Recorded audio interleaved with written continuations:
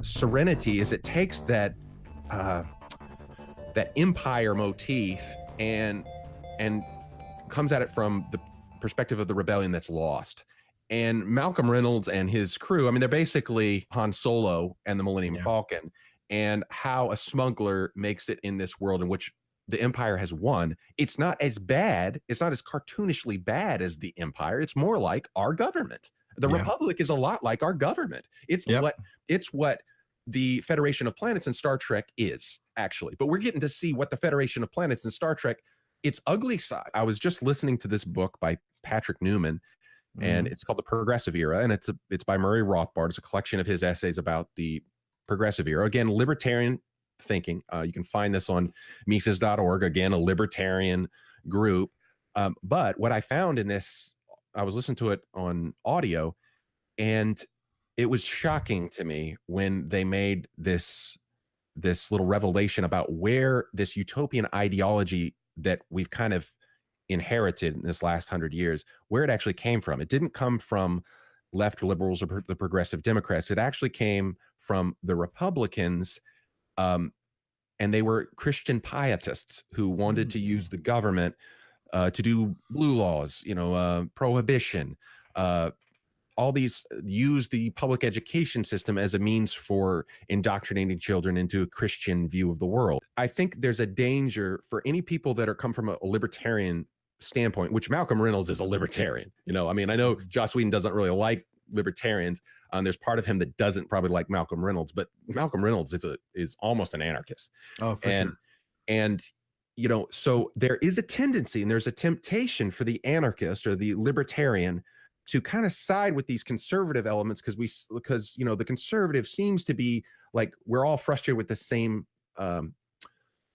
progressive sort of cultural Marxist speech codes, safe spaces, all these kind of things. But there's a danger you go too far and you give too much power to this group. This group still exists that wants to use the state as a vehicle to change people and to use state force to make people better.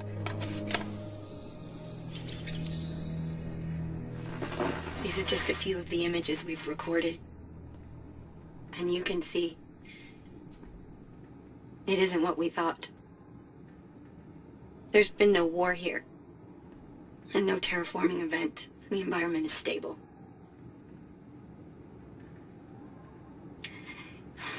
It's the Pax.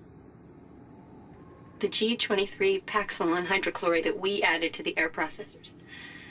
It was supposed to calm the population, weed out aggression. Well, it works. The people here stopped fighting. And then they stopped everything else. They stopped going to work. They stopped breeding, talking, eating.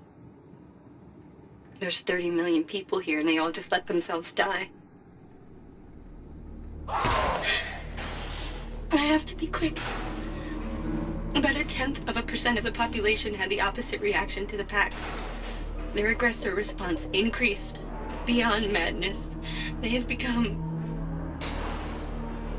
well, they've killed most of us.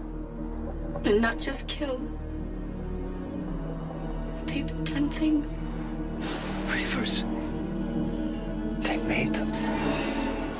I won't live to report this. But people have to know. We meant it for the best.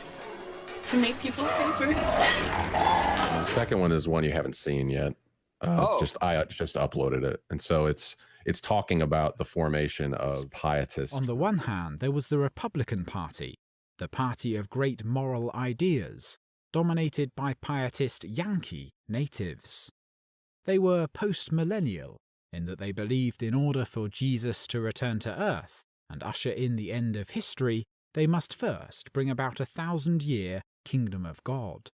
In order to do so, they not only needed to save themselves, but also save others, even if it required state force.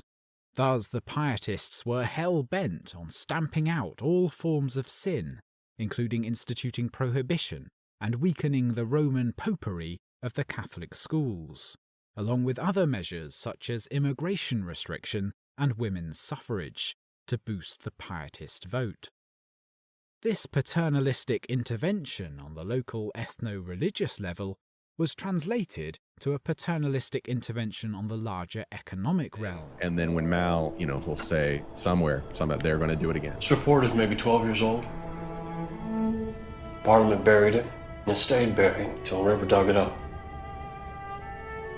This is what they feared she knew. And they were right to fear. Because there's a whole universe of folk who are going to know it too. They're going to see it. Somebody has to speak for these people. Y'all got on this boat for different reasons, but y'all come to the same place. So now I'm asking more of you than I have before. Maybe all. As sure as I know anything, I know this. They will try again. Maybe on another world, maybe on this very ground swept clean. A year from now, 10, they'll swing back to the belief that they can make people better. And I do not hold to that. So no more running. I aim to misbehave. I don't know. We're so conditioned to think of, and this is why I do think Serenity is better in a deeper, more practically applicable level than Star Wars, because Star Wars evil looks like evil. Darth Vader looks evil. He is evil. The Emperor looks evil. He is evil. When in reality, it is just like you said, where people can have the best of intentions. They're trying to make everything better, but behind that person who's trying to make everything better and make other people better, there is an operative who kills children. It's like, and Malcolm Reynolds says to the operative, "I don't kill children." He says, "I do.